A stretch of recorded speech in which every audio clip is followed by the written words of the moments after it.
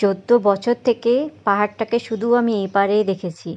আর সবসময় মনে হতো যে ওই দিকটাতে কী আছে, আর এটা আমি অনেকবার জিজ্ঞাসাও করেছি আমার হাজব্যান্ডকে যে ওই দিকে কী আছে, তো ও বলেছে ওই দিকেও অন্য কোনো গ্রাম আছে, পুনেরই একটা জায়গা আছে, এরকম একটা ব্যাপার। কিন্তু আমরা কেউই কোনোদিনও যাইনি। তো হঠাৎ করে জাস্ট 2 ঘন্টা আগে জানতে পারলাম যে আমি যাচ্ছিলাম পুনে থেকে ব্যাঙ্গালোর। তো জানতে পারলাম যে ট্রেনটা ওই ওই পাহাড়ের এই পাড় দিয়ে যাবে। তো আমি এত মানে এনজয় করছিলাম যাওয়ার সময়, যে 14 বছর থেকে যেটা দেখবো দেখবো করছিলাম সেটা ফাইনালি দেখতে পেলাম।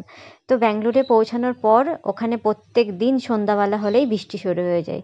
তো পুনেতে আসার পর যেটা জানতে পেরেছিলাম যে পুনেতে বসন্তকাল সারা বছর থাকে, ওখানে গিয়ে জানতে পারলাম যে ওখানে বর্ষাকাল থাকে।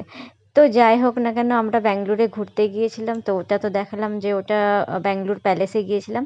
তারপরে চলে আসলাম লালবাগ বোটানিক্যাল গার্ডেন। তো এখানে এটা সবথেকে বেশি ভালো লেগেছে যে এই গাছটাতে প্রচুর মৌমাছির চাক, যেটাকে সুরক্ষিত করে রাখা হয়েছে যে যেন এরা এখানেই থাকে, কিছু না হয়।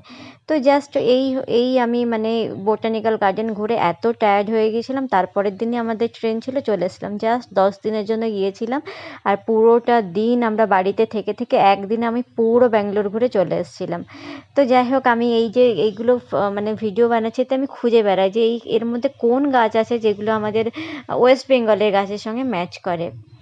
তো যাই হোক না কেন, অনেক গাছই ম্যাচ করে, আর অনেক গাছ আছে যেগুলো আমরা খাই না, অথচ ওখানে খাই। তো আমার ব্লগটা এখানেই শেষ করে দিই, ছোট্ট একটা ব্লগ। ভালো লাগলে লাইক করে দিও।